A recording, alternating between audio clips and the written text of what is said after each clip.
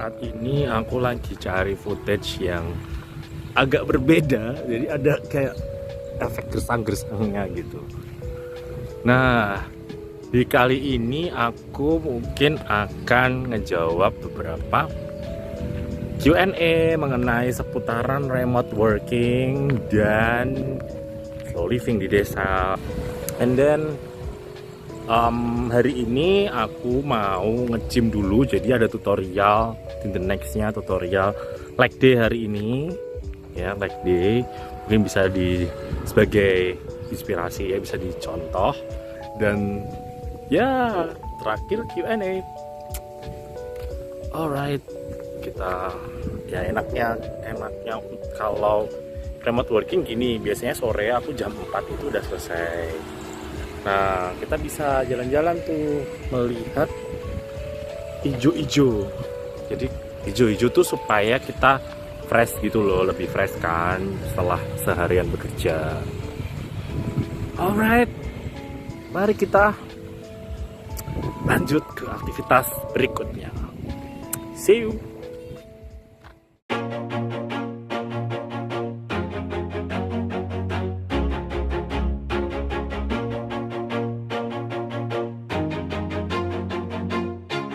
Always do it on my own, so I gotta get through it. And the only thing I know is to love what I'm doing. Never give up, never slow, till I finally prove it. Never listen to the no's, I just wanna keep moving. Keep my head up when I act, head up, that's a fact.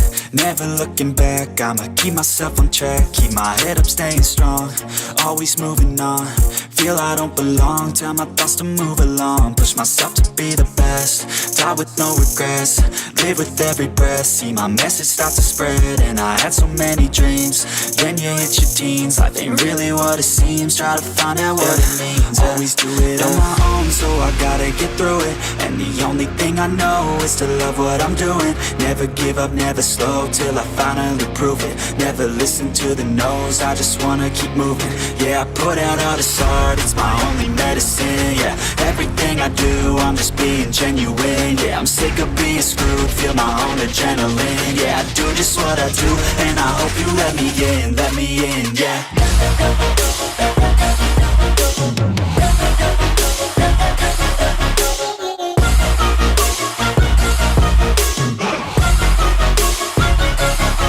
I'm grateful, oh yeah, able, oh yeah, I'm stable, oh yeah, no label, oh yeah, you know me, I have only a path, I'm lonely, but damn, I'm going to win. I don't want no fake love, I want the real stuff. Everybody listen up, cause I'll only say it once. I'm gonna show you all the path, if you want it bad. I'm gonna show you where it's at, yeah, how you can get it back. Yeah, cause I ain't never done, I'll be number one. Working hella hard until I get just what I want, yeah. Rises like the sun, yeah, fatal like a gun. Shooter's gonna shoot and I'm gonna shoot until I won, yeah. Always do it on my own, so I gotta get through it. And the only thing I know is to love what I'm doing. Never give up, never slow, till I finally prove it. Never listen to the no's, I just wanna keep moving. Yeah, I put out all this art, it's my only medicine. Yeah, everything I do, I'm just being genuine. Yeah, I'm sick of being screwed, feel my own adrenaline. Yeah, I do just what I do, and I hope you let me in, yeah.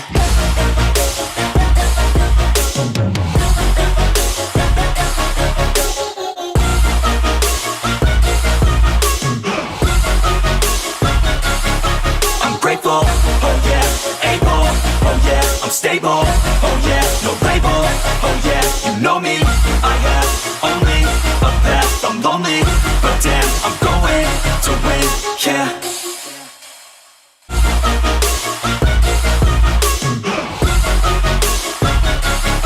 I'm grateful, oh yeah, able, oh yeah, I'm stable, oh yeah, no label, oh yeah, you know me, I have only a path, I'm lonely, but damn, I'm going to win, yeah.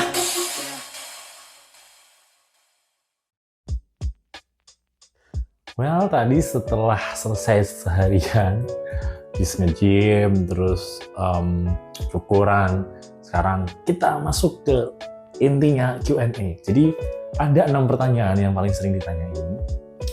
ketika mulai work from desa ya, remote working, dan menjalani hidup solo living aku. Jadi pertanyaan pertama ini, bagaimana rasanya kerja remote dari desa? Rasanya kerja remote dari desa tuh awalnya denial pasti ya, karena semuanya tuh lingkungannya serba beda gitu. Terlebih aku yang ekstrovert, yang memang harus ketemu orang gitu ya. Beda mungkin kalau teman-teman yang introvert mungkin beda lagi. Nah di situ aku benar-benar kayak from zero lagi gitu, benar-benar nggak ada siapa-siapa, dan memang berbeda ya, kondisi sosial masyarakatnya pun berbeda. Jadi kalau mau memang membuat network lagi itu pun juga akan lain gitu. Awalnya denial, terus kedua, ketiga aku gali lagi purpose aku, sebenarnya balik itu kenapa, mau ngapain, terutama tujuannya terutama untuk orang tua ya. Jadi aku lebih kembali aja gitu ke purpose yang utama, yaitu ke orang tua, dan itu yang membuat aku fokus akhirnya untuk bisa accept dan happy di desa. Terus yang kedua adalah aku melihat dari cost and benefit, pasti dong cost and benefit ketika di desa versus di kota. Cost benefitnya itu perbedaannya seberapa sih? Kalau memang udah lebih ngirit di desa, jadi bisa saving banyak, terus bisa dialokasikan ke yang lain, itu akan lebih oke kalau aku stay di desa. Itu sih, jadi perasaan pertama tuh denial, lalu sejalannya waktu akhirnya bisa nerima, dan ya sekarang happy dan kayak terlalu nyaman di desa gitu. Itu pertama. Kedua, gimana mengatasi jaringan internet yang nggak selalu stabil?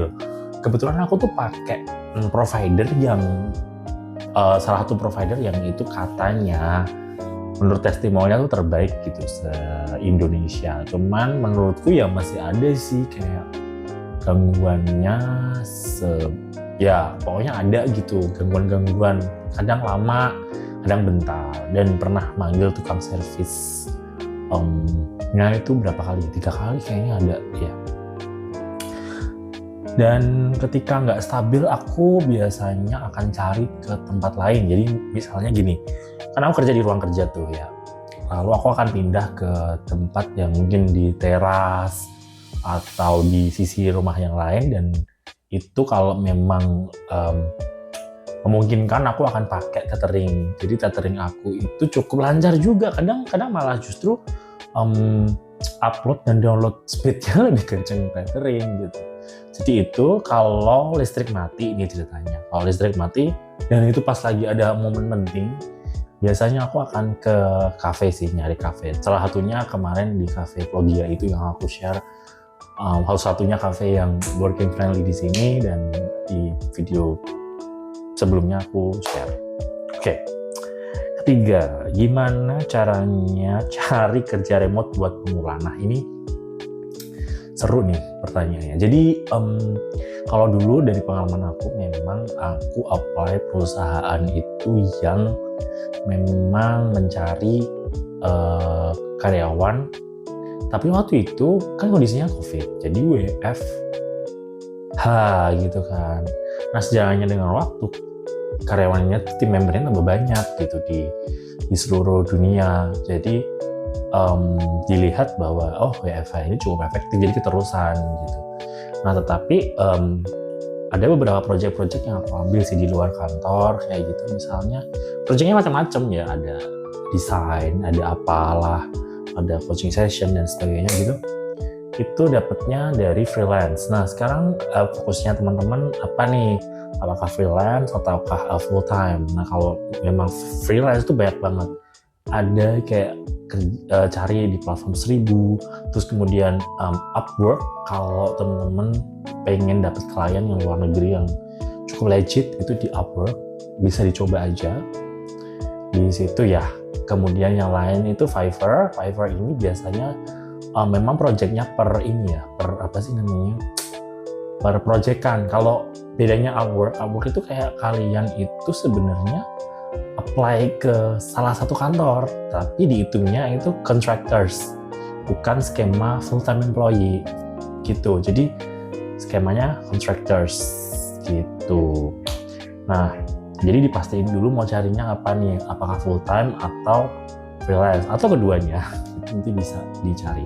Kalau full time yang lain, full time job pastinya nyari di LinkedIn. Dan memang LinkedIn yang mereka banyak kok sampai hari ini masih offer untuk remote working yang memang masih possible banget untuk dilakukan. Jadi untuk full time bisa cari di LinkedIn, untuk yang freelance bisa cari di Fiverr dan sebagainya. Itu 1.000 kalau di Indonesia ada 1.000 kan. Kemudian kalau di contractors yang ibaratnya kayak karyawan tapi bukan full time employee, itu ada di Upwork, nanti bisa dicoba. Kemudian pertanyaan berikutnya 4 ya, apa kerjaan yang cocok untuk remote working? Kebetulan aku HRD, jadi selain dari IT kayak misalnya programmer, developer, terus QA segala macam itu sebenarnya bisa. Contohnya kayak HR, buktinya bisa, marketing bisa.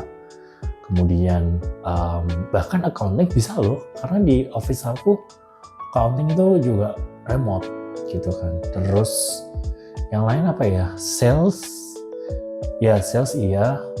Cuman mungkin sales lebih banyak kunjungan ke customer juga kan. Jadi kemungkinan hybrid kalau yang sales. Karena kunjungan customer zaman sekarang, customer kayaknya lebih suka ketemu langsung ya. Walaupun memang lebih efisien kalau by online. Menurutku semuanya bisa kecuali hal-hal yang membutuhkan hal-hal fisik. Fisik tuh nggak cuma tubuh ya, tapi kayak benda-benda fisik yang diurus gitu. Misalnya kayak procurement, kayak general affair, kayak hardware, hardware dan sebagainya. Terus ya seperti itu. Jadi inventory, apa lagi ya? Kalau profesi-profesi yang pakai fisik kayak misalnya koki, kemudian perawat kan juga nggak mungkin kan remote gitu. Jadi ya mostly di pekerjaan kantoran itu sangat memungkinkan untuk remote. Tergantung dari perusahaannya menawarkan remote nggak gitu. Next adalah nomor 5. Ini pertanyaannya menarik nih. Apa yang berubah sejak menjalani slow living di desa? Yang berubah pasti satu, mau nggak mau kita akan terinfluence lingkungan sekitar. Contohnya adalah terutama vibes-nya tuh lebih slow dan sebagainya. Tapi aku menolak untuk menjadi orang yang slow juga gitu. Jadi memang harus punya tinggalnya di desa tapi developnya seperti di kota kan gitu kan. Perubahannya ya jadi lebih mindful aja. Jadi kenapa mindful? Karena kayak kita nggak perlu stres lebih lanjut kayak macet, terus kayak mikirin apa-apa mahal, terus mikirin harus naik transportasi yang ini butuh effort gitu. Tapi minus itu juga itu bisa jadi pedang bermata dua juga sih. Jadinya di sini aku jarang jalan kaki.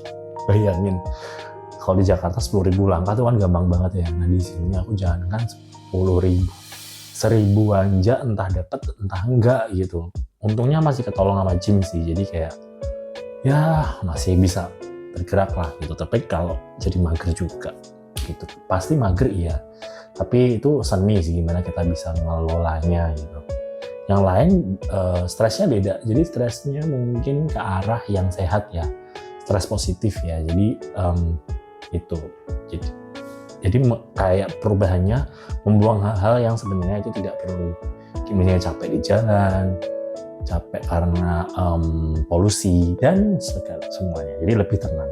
Itu aja. Kemudian 6. Pertanyaan terakhir ya, nanti kita kalau memang ada pertanyaan lagi bisa kita bahas di Q&A part berikutnya. Apa tips buat orang yang ingin pindah ke desa tapi masih ragu? Pastiin dulu teman-teman kalau pindah ke desa tuh purpose-nya apa? keinginannya apa gitu, tujuannya apa. Dan jangan cuman FOMO kayak aku pengen di desa deh, kayaknya enak. Diriset dulu, jadi diriset dulu apakah nanti di desa dapat opportunity yang sama, dapat rezeki yang sama atau apa, itu silakan diriset dulu itu. Jadi ketika teman-teman udah dapat datanya, udah dapat informasinya yang sangat lengkap, baru bisa diputuskan nanti di desa ya pindah atau stay di kota. Karena jujur kesempatan di kota itu berkali-kali lipat lebih banyak daripada di desa gitu sih.